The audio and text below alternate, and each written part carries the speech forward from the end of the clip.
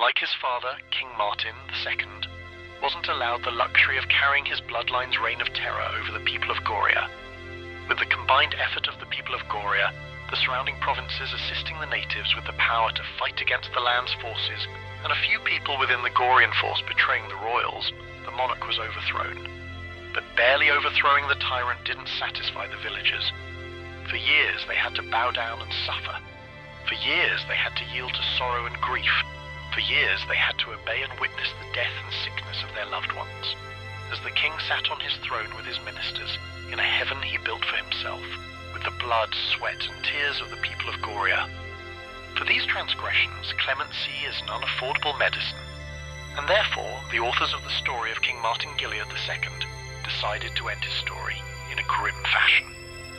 The monarch was dragged down from his unworthy throne by the reasonably barbaric mob, beaten till his face was black and blue, and hauled into the execution chamber attached to the royal court, adjacent to the Church of Light.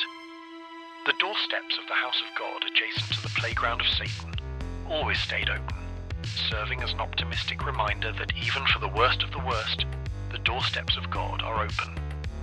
But, in the case of Martin, the gateway to the Lord was closed by the villagers. The villagers took the role of the Almighty in their hands and passed judgment. The final strings of hope for the king snapped as his head was locked in for the execution to begin. With the roar of the crowd progressively getting louder and louder, things started to get grim. With no room left for negotiations, the preparations began.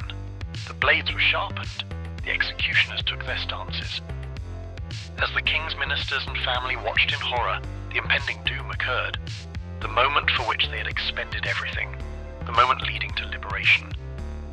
That's what they thought would follow as the blades of death descended down to decapitate the 38th monarch of the Kingdom of Goria.